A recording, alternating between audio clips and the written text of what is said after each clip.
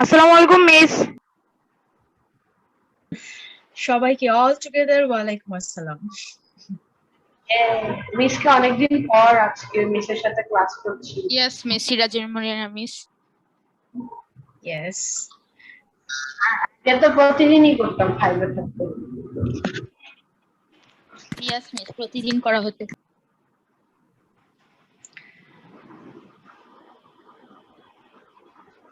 So আমার মনে হয় আমরা হচ্ছে ক্লাসটা শুরু করি। তবে আমি প্রথমে জনিকা মিসকে ইনভাইট করব। মিস আগে কিছু বলুক, তারপরে হচ্ছে গিয়ে আমরা আমাদের ক্লাসটা শুরু করব। ক্রিয়েটিভ কোশ্চেন সম্পর্কে বা আচ্ছা, আমরা ম্যামই হচ্ছে মানে আমি আসলে খুব বেশি কিছু কি বলবো, আপনি আজকে আমাদেরকে, আমিও আপনার কাছ থেকে আজকে আসলে অনেক কিছু জানবো, আর ওরা তো আছেই। তো আমি আসলে সৃজনশীল প্রশ্ন পদ্ধতি, যেটা এক সময় যেটা আমরা বলি যে যখন মানুষ পড়াশোনা করতো একটা সময় এরকম ছিল না যে আমাদেরকে সবকিছু মুখস্থ করতে হতো, তাই না? মুখস্থতে আমরা সবাই হচ্ছে অভ্যস্ত ছিলাম। তো আস্তে আস্তে এই যে মুখস্থ করার চিন্তাধারাটা, সেটা একসময় মানুষের কাছে আহ মানে এটাকে ডিসকারেজ করা শুরু করা হলো। কারণ হচ্ছে কি, যারা হচ্ছে শুধু মুখস্থ করে পড়াশোনা করা হয় বা মুখস্থ বিদ্যা যাদের থাকে, বলা হয় যে তারা আসলে শুধু যেটা পড়েন সেটাকেই জানেন, সেটাকেই পরীক্ষার খাতায় লিখেন, সেটা দিয়েই হচ্ছে করেন, এর বাইরে কোনো কিছু চিন্তা করার সুযোগ থাকে না জীবন সম্পর্কে বোঝার জন্য, জানার জন্য। আরো বেশি কিছুর দরকার, শুধু মুখস্থ করে কোনো জিনিস জানা না, বরঞ্চ এই মুখস্থ বিদ্যার বাইরেও কোনো কিছু বুঝে করা, কোনো কিছু চিন্তা করতে শেখা, সবকিছু কিন্তু খুবই জরুরি, তাই না? তো এই যে মুখস্থ করার যে প্রবণতাটা, সেটা থেকে কিন্তু হচ্ছে আমাদেরকে যাতে আমরা স্টুডেন্টরা যাতে এই এই এই যে এই ব্যাপারটা থেকে যেন বের হয়ে আসতে পারি, এই জন্য কিন্তু সৃজনশীল পদ্ধতিটা এসেছে, তাই না? আমাদের চিন্তার সুযোগ করে দেওয়ার জন্য, আমাদেরকে নতুন কিছু সৃষ্টি করার জন্য। কারণ আমরা জানি যে চিন্তা থেকেই কি হয়, নতুন কিছু সৃষ্টি হয়, আর সৃষ্টি কিন্তু সবসময়ই খুব সুন্দর। তো এই জন্য শিক্ষার্থীরা তাদের পড়াশোনাটাকে যেন ঠিক একইভাবে এগিয়ে নিয়ে যেতে পারে, নতুন নতুন চিন্তার মাধ্যমে নতুন নতুন সৃষ্টি তারা করতে পারে। তাতে করে কি হবে, তাদের যে শিক্ষা গ্রহণ সেটা হচ্ছে কি হবে, পুরোপুরি একদম পরিপূর্ণ হবে। তো এই যে সৃজনশীল চালু করাটাই, সৃজনশীল আসলে এসেছিল কোত্থেকে? তোমরা কেউ কি জানো এটা, যে সৃজনশীলটা এসেছে কোত্থেকে? No miss. নো আচ্ছা, মিস। এটা মূলত এসেছিল একজন শিক্ষাবিদ ছিলেন, উনি মনোবিজ্ঞানী ছিলেন, তার নাম হচ্ছে বেঞ্জামিন ব্লুম। তো এই বেঞ্জামিন ব্লুম কি করেছিলেন, তিনি হচ্ছে 1956-এ একটা কাঠামো দাঁড় করিয়েছিলেন। এই যে সৃজনশীল ভাবে চিন্তা করতে শেখা, চিন্তাটাকে ক্রিয়েটিভ করা, এই ক্রিয়েটিভ চিন্তা ভাবনার জন্য তিনি কিন্তু একটা কাঠামো তৈরি করেছিলেন, এই সৃজনশীল কাঠামো। তো এই সৃজনশীল কাঠামোটাকে আসলে মূলত কেন এরকম করেছিলেন, যাতে করে আমরা ভালো করে শিখতে পারি, শুধুমাত্র যেটা মুখস্থ করছি, পাঠ্য বইয়ে যেটা আছে সেটাকে মুখস্থ করে শিখছি তা নয়, বরঞ্চ যা আছে সেটাকে বিশ্লেষণ করতে যেন আমরা শিখতে পারি। যে আহ বাংলাদেশ হচ্ছে 1971 সালে স্বাধীন হয়েছিল। হুম কেন স্বাধীন হয়েছিল, কিভাবে স্বাধীন হয়েছিল, কারণ কি? যখন এই প্রশ্নগুলো মাথায় আসবে, তখন নতুন নতুন বিষয় জানতে ইচ্ছা করবে, নতুন নতুন বিষয় শিখতে ইচ্ছা করবে, তাই না? তো এই বিষয়গুলোকে মাথায় রেখে কিন্তু কি করা হয়েছে, এই কাঠামোটা দাঁড় করানো হয়েছিল, যে শুধুমাত্র তখন বইয়ে যা আছে তা নয়, এই বইয়ে যেটা আছে সেটার উপর ভিত্তি করে আমি কি শিখলাম, আমি কি জানলাম, আমি কতটুকু এটা থেকে নতুন কিছু চিন্তা করতে পারি, এইসব কিছু যেন একজন শিক্ষার্থীর ভেতর থেকে বের করে নিয়ে আসা। ঠিক আছে, যাতে করে একজন শিক্ষার্থীর জ্ঞানের যেই বিকাশ আছে সেটাকে পুরোপুরি ফুলফিল করা। তো এই থেকেই কিন্তু মূলত এই সৃজনশীল ব্যাপারটা এসেছে। তো যেটা বলছিলাম, যে তিনি হচ্ছে তখন কাঠামো দাঁড় করিয়েছিলেন। তো ওই কাঠামোর মধ্যে আবার দুটো অংশ ছিল, একটা ছিল চিন্তার নিম্ন স্তর, আর একটা ছিল চিন্তার উচ্চ স্তর। তো এখানে চিন্তার নিম্ন স্তরে তিনটা বিষয় ছিল, উনি মূলত 6টা স্তর তৈরি করেছিলেন ওই দুটো ধারাকে নিয়ে। তো ওই 6টা স্তরের মধ্যে ছিল হচ্ছে জ্ঞান, অনুধাবন আর প্রয়োগ, ফার্স্ট যেই প্রয়োগের স্তর সেটাতে। আর পরেরটাতে ছিল বিশ্লেষণ, সংশ্লেষণ করা, সেটাকে আবার মূল্যায়ন করা। ঠিক আছে, যে কোনো কিছুকে বিশ্লেষণ করার পাশাপাশি সেটার সাথে ভিতরে আর কোনো বিষয় থাকলে সেটাকে তুলে নিয়ে আসা, সেটা নিয়ে আলোচনা করা, আর পরবর্তীতে পুরো বিষয়টাকে আবার মূল্যায়ন করা। ভালো না মন্দ, পজিটিভ দিক কি নেগেটিভ দিক কি, সবগুলোকে মিলে মূল্যায়ন করা। তো আমাদের এই যে 6টি স্তর, এই 6টি স্তর কিন্তু আমাদের দেশে সেরকম 6টি স্তর হিসেবে আসেনি, এসেছে 4টি স্তর হিসেবে, তাই না? তো আমরা সেই 4টা স্তর জানি কি কি, যে হচ্ছে জ্ঞান, অনুধাবন, প্রয়োগ আর উচ্চতর দক্ষতা, যেটাকে আমরা বলে থাকি মূলত নলেজ বেসড এবং হচ্ছে comprehensive application and higher order thinking. So এই যে চারটি স্তর, এই চারটি স্তর নিয়েই কিন্তু মূলত আমাদের এই সৃজনশীল প্রশ্ন পদ্ধতি। এখন এই সৃজনশীল প্রশ্ন পদ্ধতি আমরা কিভাবে উত্তর করব, এটাই হচ্ছে আজকের আলোচনা বিষয়। এবং শ্রদ্ধেয় মনিরা মিস আজকে তোমাদের সবাইকে এটা একদম পানির মতো সহজ করে বুঝিয়ে দিবেন, তাই না? এবং আমরা জানি মিস আমাদেরকে যা কিছু বোঝান সবকিছু একদম পানির মতো সহজ হয়ে যায়, রাইট? সো আমরা এখন মনিরা মিসের কাছে চলে যাই। মিস হচ্ছে আমাদেরকে আজকে এই সৃজনশীল প্রশ্ন পদ্ধতি সম্পর্কে যাবতীয় যে অ্যানালাইসিস বা ডিসকাশন সেটি হচ্ছে মিস করবেন। মিস আপনি প্লিজ শুরু করুন। Thank you. Thank you very much Tonika miss, আপনি খুব সুন্দর করে আমাদের ব্যাকগ্রাউন্ডটা বুঝিয়ে দিলেন যে কেন আসলে ক্রিয়েটিভ কোশ্চেন অ্যান্সার আমাদের দরকার, কেন বাচ্চারা ক্রিয়েটিভ সিস্টেমে পড়াশোনা করবে। তো তোমাদেরকে এটা নিয়ে আসলে আগেও একটা ক্লাস আমরা নিয়েছি, যখন দুইটা সেকশন একসাথে ছিল তখন একটা নেওয়া হয়েছে। এখন আমি যখন আবার ক্লাসটা নিচ্ছি তখন আগের পড়াটা বা এতদিন তোমরা যা জেনে এসেছো সেটা ইনশাল্লাহ আরেকটু ঝালাই হবে। তো ব্লুমস ট্যাক্সোনমির কথা যেটা একটু আগে মিস বললেন, সেটার কিন্তু এই যে দেখো মিস কিন্তু 6টা ভাগের কথা বলেছেন, সেই 6টা ভাগ কিন্তু এখানে দেয়াই আছে। এই পিকচারটাতে তোমরা দেখতে পাচ্ছ যে রিমেম্বারিং, দ্যাট মিন্স আমরা আমাদের পুরনো পড়াটাকে রিকল করব, যেটা আমাদের পুরনো পরীক্ষার পদ্ধতি ছিল, আমরা বই মুখস্থ করতাম আর রিমেম্বার করতাম এবং সেটা লিখে দিতাম। আন্ডারস্ট্যান্ডিং এরও কিছু পার্ট হয়তো ছিল, বাট এই পর্যন্তই ছিল। কিন্তু নতুন একটা সিচুয়েশনে এসে সেটা অ্যাপ্লাই করা, ক্রিয়েট করা, ইভালুয়েট করা এবং সেটাকে আবার অ্যানালাইজ করা, এই জিনিসগুলো কিন্তু একসময় আমাদের এডুকেশন সিস্টেমে ছিল না। তা এখন আমাদের নতুন করে এটা যোগ হয়েছে এবং যাতে করে কি হয়েছে তোমরা আরো অনেক বেশি ট্যালেন্টেড হয়েছে। So always remember one thing, there will be always doubt in creative process. তার মানে কি, তুমি যখন ক্রিয়েটিভ কোশ্চেন অ্যান্সার লিখছো তোমার অনেক কিছু নিয়ে ডাউট থাকবে, এটা কিভাবে লিখবো বা আমি যে চিন্তাটা করছি সেটা ঠিক কিনা। তোমাকে আসলে তোমার চিন্তাটা ঠিক বা বেঠিক সেটা তুমি বুঝতে পারবা এটা দিয়ে যে তুমি যে যুক্তিগুলো দেখাচ্ছ সেই যুক্তিগুলো সঠিক কিনা। তোমার যুক্তি ঠিক থাকলে তোমার অ্যান্সার ঠিক, তোমার যুক্তি ভুল হলে তোমার অ্যান্সারটা ভুল। Okay, so always there will be doubt in the creative process. So actually in the creative question, there is a STEAM and there are 4 parts of that question. Number 1 is knowledge part, number 2 is comprehension part, number 3 is application, and number 4 is higher ability. So at first we will discuss about the knowledge part, okay? Knowledge part is all about just recalling the information given in your book. You already know that there is only 1 mark for it, and you have to write this answer in completely full sentence, such as the example, who is the father of nation of Bangladesh? You can write Bangabandhu Sheikh Mujibur Rahman. This is correct answer, but it is suggested that you should write the full sentence to take a good impression of the examiner. Okay, examiner যিনি তিনি যেন তোমার কপিটা দেখে তোমার তার ভালো লাগে, এই জন্য তোমাকে ফুল সেন্টেন্স অ্যান্সারটা করতে হবে। Bangabandhu Sheikh Mujibur Rahman, this is the কি answer.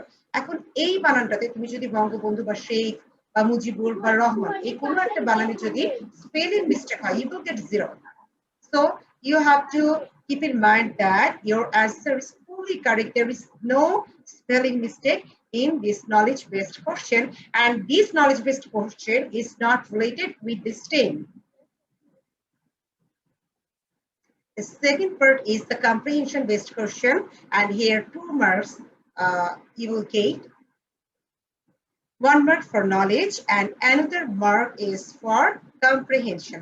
Here comprehension means explanation, okay? তোমাকে explain করতে হবে, তোমাকে describe করতে হবে, that is comprehension.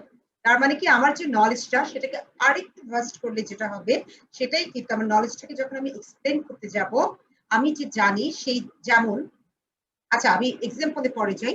এখন দেখো explanation based question which is not related with the given situation of stem.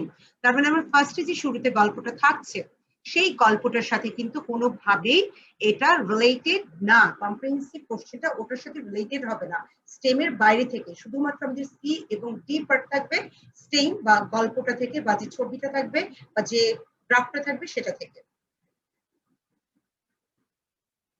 Explain the answer.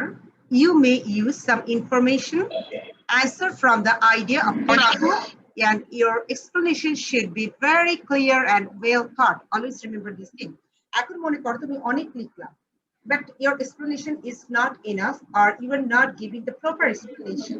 In that case, you won't get the full 2 marks. এখন আমরা বললাম Japan, why is Japan called the country of rising sun? এখন তুমি এটার এক্সপ্লেনেশনটা তুমি অনেক কিছু লিখলা, কিন্তু তুমি আসলে যেটা অ্যান্সার, সত্যিকার অর্থে যেটা অ্যান্সার, তুমি সেটা লিখতে পারবে না, তাহলে কিন্তু তুমি 0 পাবা। তুমি হচ্ছে কি তুমি মূল অ্যান্সারটাই, দ্যাট মিন্স তোমার নলেজের ঘাটতি আছে, তবে তুমি যত কিছু এক্সপ্লেইন করো সেটা কিন্তু হচ্ছে না। ওকে, so write in 1 or 2 para. Maximum teacher actually like you write in 2 paras. বেশিরভাগ টিচার মনে করেন আর কি, অনেকেই পছন্দ করেন যে তুমি 2টা প্যারা, একটাতে নলেজটা লিখবা আর একটাতে তুমি হচ্ছে কম্প্রিহেনশনটা লিখবা। তবে এইসব ক্ষেত্রে আসলে নলেজ কম্প্রিহেনশন এগুলোকে একটা থেকে আরেকটা আলাদা করা যায় না। তোমার নলেজ কম্প্রিহেনশন এটা একটার সাথে আরেকটা রিলেটেড। সো 1 প্যারায় তুমি যদি বুঝাতে পারো, দ্যাট ইজ এনাফ। এখানে তোমাকে 4টা থেকে 7টা সেন্টেন্স লিখতে হতে পারে।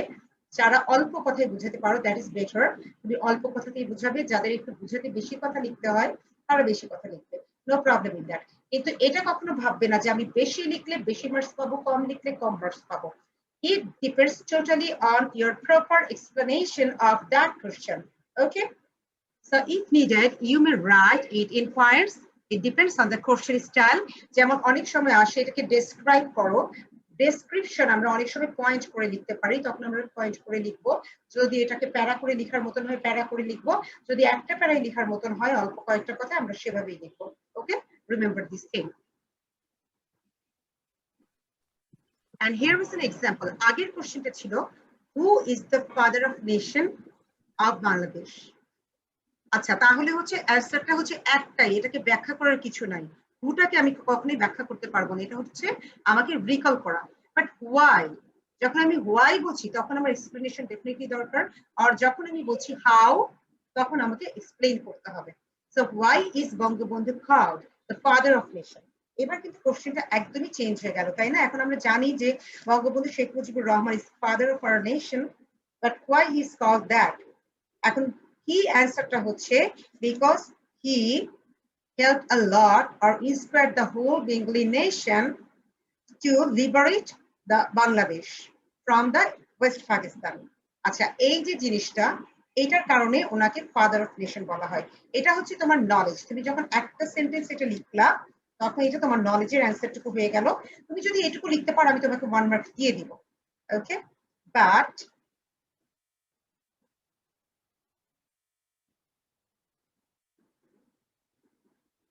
ওকে, বাট তুমি যদি সেটার এক্সপ্লেনেশনটা না দাও, তুমি 1 সেন্টেন্স লিখে দিলা, বাট এরপর তুমি এক্সপ্লেইন করতে পারলা না, তখন কিন্তু হচ্ছে কি আমি তোমাকে বাকি 1 মার্কসটা দিতে পারবো।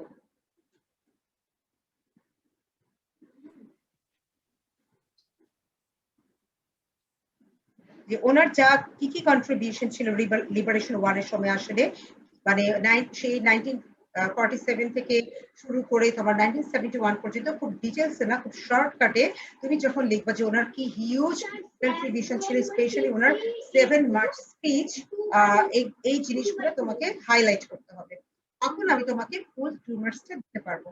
Got it? Yes, miss. Yes, miss. আমার মনে হয় 1 এবং 2 সবার কাছে 100% ক্লিয়ার হয়েছে। If not, please ask me now. Yes. Miss, is this problem in case of the first question or the second question?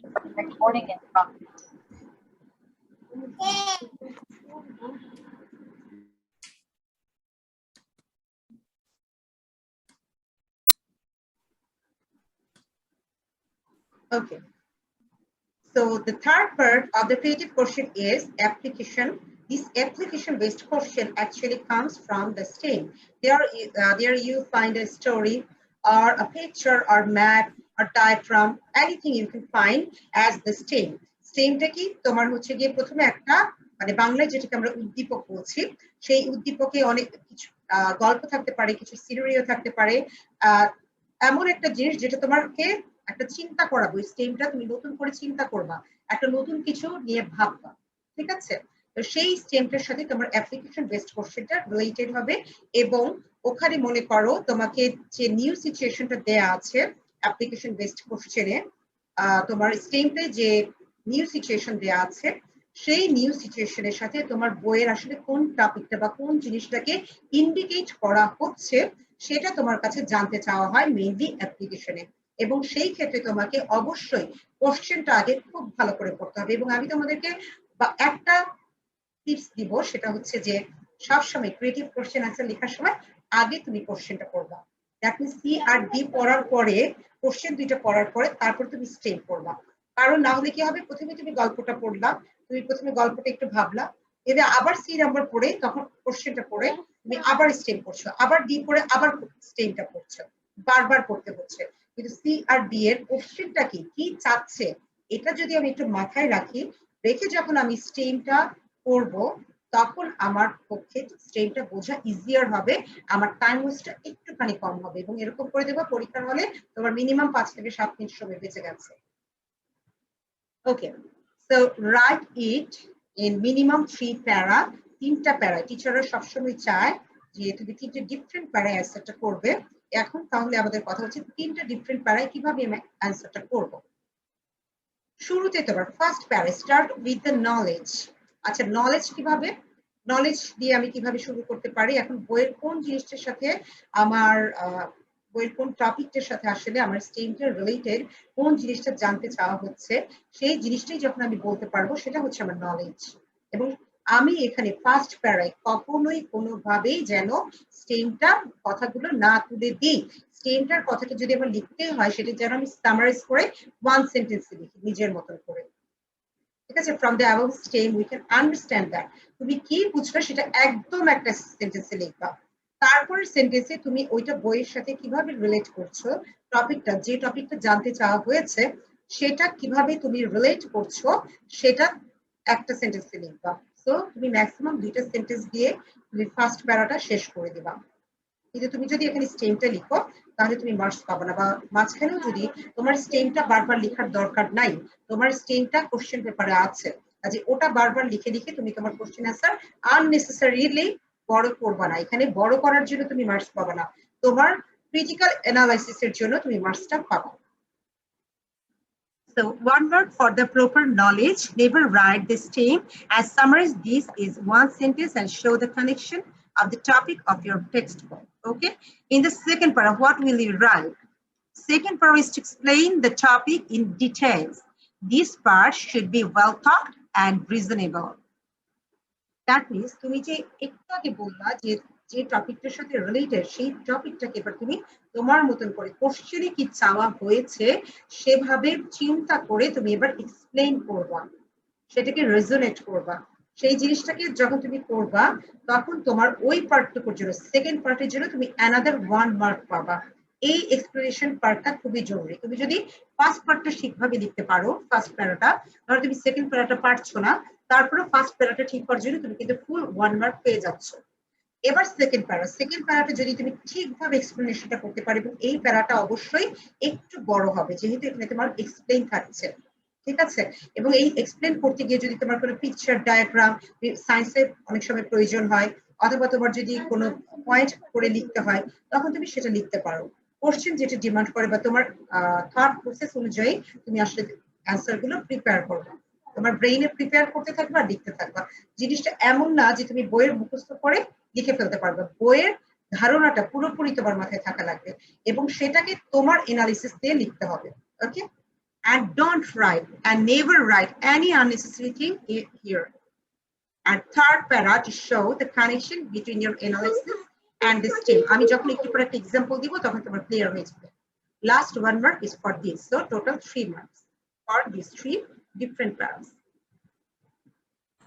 Miss আপনি কি এই রেকর্ডিংটা হচ্ছে গ্রুপে দিয়ে দিবেন? যদি গ্রুপ সাপোর্ট করে, মানে মেসেঞ্জার আসলে এত বড় ফাইল যায় না, তারপর আমি চেষ্টা করবো। আমি যদি তোমাদেরকে গ্রুপে দিতে না পারি তাহলে তোমাদের যারা যারা ক্লাস পায়নি তারা যদি আমাকে ইমেল করে আমি তাদেরকে দিয়ে দেবো ইমেইলে। আর আমি চেষ্টা করবো ইউটিউবে দিয়ে সেই ইউটিউবের লিংকটা আবার তোমাদেরকে দিয়ে দিতে। ওকে, নাও চ্যানেলে আমি ছবিগুলো পাঠিয়ে দিব। Okay, that's great. আপনার চ্যানেলের নাম Yes, I have a question. I'll tell you later. হ্যাঁ, question please. Yes, my question is, Miss, আমরা যখন কম্প্রিহেনশনে যদি এমন question why Bangabandhu is our father of our nation, এটা যদি আমরা যখন এক্সপ্লেন করব কন্ট্রিবিউশন এগুলো এক্সপ্লেন করব। হ্যাঁ, তোমাকে বঙ্গবন্ধুর কন্ট্রিবিউশনটা লিখতে হবে। তাকে তো এমনি এমনি ফাদার অফ নেশন বলা হয় না, তার একটা হিউজ কন্ট্রিবিউশন আছে ওনার, তাই না? সেই জন্যই বলা হয়। তো সেই হিউজ কন্ট্রিবিউশনটা কোথায় ছিল এবং স্পেসিফিক্যালি আমরা ফোকাস করবো আমাদের 7 মার্চ স্পিচের উপর এবং অন্যান্য বিভিন্ন সময় সমস্ত আন্দোলনে, সেই 1966 এর 6 দফা দাবি থেকে শুরু করে এই স্বাধীন বাংলাদেশ, এই যে আজকে আমরা একটা স্বাধীন জাতি, এটা তার জন্য হয়েছে। বঙ্গবন্ধু শেখ মুজিবুর রহমানের অনেক বেশি অবদান ছিল এটার পেছনে, কাজে এই জন্য ওনাকে ফাদার অফ নেশন বলা হয়। তো এই জিনিসটা আমরা অবশ্যই এভাবে লিখবো। ওকে, আচ্ছা, অ্যাপ্লিকেশনের জন্য read question and try to understand it very well. তুমি ধরো কোশ্চেনটা যদি ভালো করে না বুঝে অ্যান্সার করতে যাও, তাহলে তোমার অ্যান্সারে ভুল হওয়ার প্রবাবিলিটি অনেক বেশি। So you have to understand the question at first and then you have to write, you have to read this thing, and then you have to answer your thought from your thought. Okay, then prepare your answer. If the knowledge part of this question is wrong, you will get totally zero, actually no mark, you will get no mark. এখন ধরো যে জিনিসটা জানতে চাওয়া হলো, সেখানে যদি তুমি প্রথমে, আমি একটা এক্সাম্পল দিই, তোমাদের বই থেকে নিয়েছি। সেটা হচ্ছে এখানে দেখা একটা আমরা ছক দেখতে পাচ্ছি। এই ছকে মানে টেবিলটার দুই পাশে দুইটা কিছু জিনিস লেখা আছে। 3 নাম্বার কোশ্চেনটা আগে আমি পড়বো, তারপর আমি ছকে যাব। Like figure 1, explain the glorious sectors of ancient Bengal. তার মানে এখানে ইম্পর্টেন্ট হচ্ছে glorious sectors, এবং ফিগার 1 এ তাকিয়ে আমার সেই গ্লোরিয়াস সেক্টর বের করতে হবে। আমার কিন্তু কোনোভাবেই এই মুহূর্তে ফিগার 2 এর দিকে তাকালে হবে না, আমাকে অবশ্যই তাকাতে হবে ফিগার 1 এর দিকে। তো ফিগার 1 এ গ্লোরিয়াস সেক্টর কি কি আছে? এখানে লেখা আছে প্যাডির কথা, paddy gross in plenty and export goods এর শ্রিম্প অ্যান্ড ফ্রগ। আচ্ছা, তাহলে পেডিটা আসলে কিসের পার্ট? এগ্রিকালচারের পার্ট, তাই না?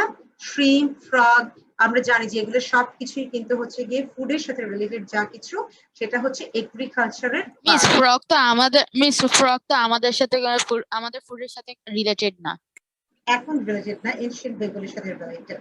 আচ্ছা, এখন কথা হচ্ছে export goods, shrimp and frog, এই যে জিনিসগুলো, তার মানে এগুলো সবই আমাদের এনশিয়েন্ট এগ্রিকালচারের সাথে রিলেটেড। এখন তোমার মনে হতে পারে হঠাৎ করে তোমার কোনো কারণে মনে হলো যে না, এটা কটেজ ইন্ডাস্ট্রির সাথে রিলেটেড, অথবা এটা হচ্ছে গিয়ে ইকোনমির ট্রেড অ্যান্ড বিজনেস, ওটার সাথে রিলেটেড। তুমি এক্সপোর্ট দেখে ভাবলা এক্সপোর্ট গুডস লেখা আছে, তার এটা এগ্রিকালচার হবে না, এটা হবে ট্রেড।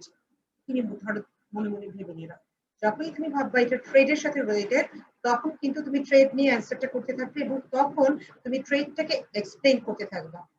এতে কি হবে? তোমার টোটাল অ্যান্সারটা জিরো হয়ে যাচ্ছে, কারণ এখানে তো আসলে এগ্রিকালচার সেক্টরটার কথাই বলা হয়েছে, ঠিক আছে? এখানে ফোকাস করা হয়েছে এগ্রিকালচারের উপর। তাহলে আমি এখানে এশিয়ান বেঙ্গলের গ্লোরিয়াস এগ্রিকালচারাল সেক্টর নিয়ে কথা বলবো। সো ফার্স্ট প্যারে আমার কি আসবে? ফার্স্ট প্যারে আমি লিখবো, in this term we can from this term we can understand that the agriculture was very rich that time, and here we can see paddy grows in plenty and shrimp and frog are exported. এটুকু লিখলাম। লিখার পরে this is related with the agriculture of the ancient Bengal. এইটুকু লিখার পরে এটা গেল first প্যারে, এখানেই শেষ। আমি ফার্স্ট প্যারে আর কিচ্ছু লিখবো না। আমি কিন্তু কি কি আছে, paddy is the main crop, paddy gross in plenty, প্রত্যেকটা লাইন ধরে ধরে লিখবো না, অক্ষরও না। এবার আমি ফার্স্ট প্যারাটা শেষ করার পর সেকেন্ড প্যারায় চলে আসবো। এবার এনশিয়েন্ট বেঙ্গলের এগ্রিকালচারটা নিয়ে ডিটেইলে লিখবো, তারপর লাস্ট প্যারা এসে কেন এটা একটা গ্লোরিয়াস সেক্টর ছিল সেই জিনিসটাকে লিখবো। তাহলে আমার কি হলো? Like figure 1 explain the glorious sector of ancient Bengal, এই জিনিসটা আমার ফুললি কভার হলো। এটা যদি আমি ঠিকভাবে এভাবে লিখতে পারি step by step, then I will get full 3 marks. আচ্ছা, নেক্সট হচ্ছে কি আমাদের 4, that means higher ability question where there is 4 marks, 4 marks for 4 parts. এই কোশ্চেনটায় 4টা পার্ট থাকবে, 4টা প্যারাও থাকবে, নলেজ, কম্প্রিহেনশন, দেন হচ্ছে application, and finally the higher ability. এই হায়ার অ্যাবিলিটির জন্য তোমাকে জাস্টিফাই, রিজনেট, অ্যানালিসিস সবকিছুই করতে হবে। ওকে, This part is also related with the stem, like part C. এটাও কিন্তু তোমার গল্পটার সাথে related থাকবে, বা যে স্টেমটা দেয়া থাকবে সেটার সাথে related থাকবে। ওকে, relate the new situation with your textbook topic. তবে টেক্সট বুকের কোন টপিকের সাথে এটা রিলেটেড সেটা আমাকে বুঝতে হবে। অ্যানালাইজ ইট মোর ফার্দার, বোঝার পরে সেটাকে আমার নিজের মতো করে আরো বেশি অ্যানালাইজ করতে হবে। আমি শুধু বইয়ের কথাগুলো লিখে দিয়ে কখনো এখানে নাম্বার পাবো না। ওকে, and you have to write from your own judgment and knowledge. তোমার নলেজ ফার্স্ট হতে হবে, তোমার জাজমেন্ট বা চিন্তা করার ক্ষমতাটাকে ভালো হতে হবে। ওকে, try to write in 4 para, knowledge comprehension, application and analysis, 4 paras. Okay, first para must be knowledge based and never write the stem. আমি বারবারই একটা কথা বলছি, আমরা পরীক্ষার খাতায় কিন্তু অনেকেই কি করি, স্টেমটা লিখলে কোশ্চেনটা একটু মানে অ্যান্সারটা একটু বড় বড় দেখা যাচ্ছে, আমি একটু অ্যান্সারটাকে একটু বড় করার জন্য স্টেমটা লিখে দিই। এতে করে যিনি খাতা দেখছে তিনি কিন্তু ইজিলি বুঝে যাবেন আসলে তোমার নলেজটা কম আছে, এই জন্য তুমি এটা লিখেছো, স্টেমটা লিখেছো। কখনো তুমি স্টেমটা লিখবা না, বরং ওটার সামারাইজ ভার্সনটা লিখবা। তুমি তোমার মতন করে সামারাইজ করে একটা সেন্টেন্স তুলে ফেলবা যে তুমি কোশ্চেন নাম্বার 4 এর সাথে স্টেমের কোন জায়গাটুকু রিলেটেড, শুধু ওই জায়গাটুকুর সামারি 1 সেন্টেন্সের মধ্যে তুমি লিখতে পারো। The most important is to understand the question very well and then think about this to write in details. আমি একটু আগের স্লাইডে আবার যাই এটা দেখানোর জন্য। দেখো নাম্বার ডি তে আছে figure 2 has similarity with the glories of ancient Bengal. তখন আমাকে ফিগার 2 তে তাকাতে হবে। এখন যদি আমি আবার ভুল করে ফিগার 1 এ তাকাই তখন কিন্তু আমার অ্যান্সারটা ভুল হয়ে যাবে। তোমাকে কোশ্চেনটা খুব ভালো করে বুঝতে হবে। তোমার যদি কোশ্চেনটা বোঝা ঠিক না থাকে কোনোভাবেই তোমার অ্যান্সারটা কিন্তু ঠিক হবে না। ওকে, সো কোশ্চেনটা বোঝা ভীষণ জরুরি। কোশ্চেন না বুঝে ভালো করে চিন্তা না করে তুমি ওটার মিনিংটা ধরতে না পারা পর্যন্ত অ্যান্সার স্টার্ট করবে না। Okay, second para is related with comprehension. That means তুমি যে ধরতে পারলা যে কোন জায়গাটা থেকে আসলে কি চাওয়া হচ্ছে, তুমি হচ্ছে সেখানে তোমার যে জাস্টিফিকেশন বা একটা ওপিনিয়ন অথবা কিছু একটা তোমার বইয়ের সাথে রিলেটেড কিভাবে সেই জিনিসটা করার পরে ফার্স্ট প্যারায় সেকেন্ড প্যারায় এসে it is related with comprehension, তার মানে আমার এক্সপ্লেনেশনটা লাগবে এখানে। অ্যাকচুয়ালি অল আদার 3 পার্টস, প্রথম প্যারাটা ছাড়া বাকি যে 3টা পার্ট আছে হায়ার অ্যাবিলিটির জন্য, 3টা পার্ট একটা আরেকটার সাথে কো রিলেটেড। এটাকে আমরা এটা কম্প্রিহেনশন, এটা হচ্ছে গিয়ে কি বলে অ্যাপ্লিকেশন, এটা হায়ার অ্যাবিলিটি, এরকম করে আলাদা আলাদা করে ডিফার করতে পারবো না। 3টা আসলে একটা আরেকটার সাথে কো রিলেটেড থাকে। সো আমি যদি বলি তুমি এখানে শুধু কম্প্রিহেনশন লিখবা, এটা আসলে সম্ভব না। এখানে তোমার ওভারঅল থিঙ্কিংটা আসবে, তুমি ওটা নিয়ে ডিপলি কিভাবে চিন্তা করছো, কি চিন্তা করছো সেই জিনিসগুলো আসবে। সেই জিনিসগুলো তুমি আলাদা আলাদা তোমার এক একটা ব্যাখ্যা তুমি এক একটা প্যারায় লিখবা। ঠিক আছে, তোমার এক একটা রিজনিং তুমি এক একটা প্যারায় লিখবে। এবং তোমার এখানে এমন না যে 4টা প্যারাই হতে হবে, এটা মিনিমাম 4টা প্যারা। তুমি যদি এর চেয়ে বেশিও লিখতে চাও there is no problem in that, but তোমার রিজনিংটা প্রপার হতে হবে। Students should expose their higher ability through deep analysis, reasoning, correlation, evaluation, justification. এই জিনিসগুলো তোমার অ্যান্সারের মধ্যে থাকতে হবে। এবং কিভাবে থাকবে এটা আমি একটু পরে বলছি। এবং marks always depend on your analytical ability. Remember this thing. It's not dependent on how much big you write the answer, how much pages you use for that answer. It marks never dependent on that. তুমি কত বেশি লিখলে তাতে আমাদের কিচ্ছু যায় আসে না। কিসে যায় আসে তুমি কত ডিপলি জিনিসটাকে অ্যানালিসিস করতে পারো। তুমি যদি 1 পেজে লিখতে পারো 1 পেজে লিখবা, তুমি যদি 2 পেজে লিখতে পারো 2 পেজে লিখবা, নো প্রবলেম ইন দ্যাট। তোমার অ্যানালিসিসটা কারেক্ট হলে তুমি ফুল 4 মার্কস পাবা, মোটামুটি হলে 3 মার্কস হতে পাবা। How deeply you can analyze and correlate, that is more important. Always remember this thing. এবং last para should focus on the opinion according to the analysis. Okay, তার মানে কি তোমার ফাইনাল অপিনিয়নটা কি হলো, তোমার এতক্ষণ যে তুমি যা যে অ্যানালিসিস করলাম এই অ্যানালিসিসের পর তোমার ফাইনাল জাজমেন্টটা কি হলো, যে স্টেমে যে তোমার কোশ্চেনটা দেয়া থাকবে সেটা অনুযায়ী তোমার অ্যানালিসিস এবং ওপিনিয়ন কি হলো সেই জিনিসটাই তুমি লাস্ট প্যারায় শর্ট করে লিখে দিবা। লাস্ট প্যারা উইল বি 2 or 3 সেন্টেন্সেস। ওকে, 2-3টা সেন্টেন্সের মধ্যে লাস্ট প্যারাটা দিয়ে তুমি কনক্লুড করবা। নাও see this thing. Here is a creative question. Facts station in figure 2. আমি ফিগার 2 তে চলে গেলাম। কতক্ষণ আছে? 5 মিনিটস আছে। চেষ্টা করব, আমি চেষ্টা করব শেষ করতে। ফিগার 2 তে দেখো আছে রেডিমেড গার্মেন্টস এর কথা আছে, যেটা ইউএসএ তে বাই ইয়ার এক্সপোর্টেড হচ্ছে, জুট প্রোডাক্টস এর কথা বলা হচ্ছে। তাহলে অ্যাডমায়ার্ড আবার ওয়ার্ল্ড ওয়াইড, সারা বিশ্বে অ্যাডমায়ার্ড জুট প্রোডাক্টস। তাহলে হ্যাভ সিমিলারিটি, এবার আমি দেখো have similarity with the glories of ancient Bengal. তার মানে এইগুলা কোন সেক্টর, এনশিয়েন্ট বেঙ্গলের কোন সেক্টর হতে পারে, এটা আমাকে চিন্তা করতে হবে। তারপর আমাকে অ্যান্সারটা লিখতে হবে। রেডিমেড গার্মেন্ট হচ্ছে টেক্সটাইলের মধ্যে যায়। তাহলে আমাদের যে কটেজ ইন্ডাস্ট্রিটা ছিল, মনে করে দেখো তো ওটার সাথে কি এটা মেলে না একটুখানি? আমাদের ওই সময় যে মুসলিম ছিল, আমাদের যে কটন ছিল, this are very much famous and we exported that type of clothes. যদিও বাই এয়ারে না, আমাদের বাই শিপে হচ্ছে কি এগুলো হচ্ছে বিভিন্ন দেশে চলে যেত আমাদের তৈরি করা পোশাক আমাদের দেশে, ঠিক আছে, আমাদের মুসলিম, আমাদের কটন এগুলো। আবার আছে জুট প্রোডাক্টস। হ্যাঁ, আমাদের এনশিয়েন্ট বেঙ্গলটা জুট প্রোডাক্টস এর দিক থেকেও, তার মানে আমাদের এগ্রিকালচার সেক্টর এবং এক্সপোর্ট সেক্টর। তার মানে কি আমরা এখানে কটেজ ইন্ডাস্ট্রি, এগ্রিকালচার এবং ট্রেড, এনশিয়েন্ট বেঙ্গলের এই তিনটা সেক্টরকে কিন্তু এখানে ফোকাস করা হয়েছে। তাহলে তুমি যদি এটা ধরতে না পারো আসলে কোন কোন জায়গায়, তুমি শুধু কটেজ ইন্ডাস্ট্রি নিয়ে লিখে দিলা, ট্রেড নিয়ে লিখলা না, তাহলে কিন্তু হবে না। দেখো অ্যাডমায়ার্ড ওয়ার্ল্ড ওয়াইড লেখা, এক্সপোর্টেড লেখা, ডেফিনেটলি এগুলো সবই ট্রেডের সাথে তাহলে রিলেটেড। আমাদের কিন্তু এই জিনিসগুলো বুঝতে হবে। ওকে, যখন তুমি বুঝবা তোমার অ্যান্সার করাটা ইজিয়ার হবে। সো ফার্স্ট বারে তুমি এটাই লিখে ফেলবা যে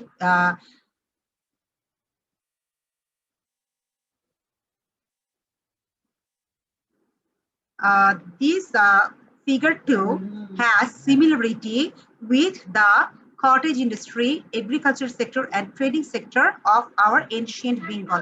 শুধু এইটুকু লিখলেই তুমি 1 মার্কস কিন্তু ফুল পেয়ে যাচ্ছ।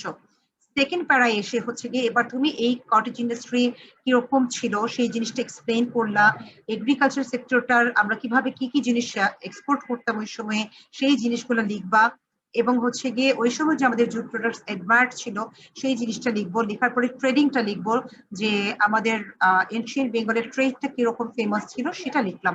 লেখার পরে ফাইনালি আমরা লাস্ট প্যারায় যখন আসবো, এগুলো যখন একটা একটা করে সবগুলো আলাদা আলাদা প্যারায় করে লিখবো, এবং তখন আমরা লাস্টে এসে লিখবো আমাদের মডার্ন এরাতে এসেও এখন পর্যন্ত আমাদের যে এনশিয়েন্ট যেগুলো গ্লোরিজ গুলো ছিল সেটা যে আমরা মডার্ন যুগে এসেও আসলে মডার্ন এরা তো ধরে রাখতে পেরেছি, এবং এটা তোমার ক্রিটিক্যাল অ্যানালিসিসের পার্ট। ওকে, এই জিনিসটা তুমি ফোকাস করবা যে এই জিনিসগুলো সবই আমাদের ancient glory, not only that, এটা আমাদের প্রেজেন্ট গ্লোরি।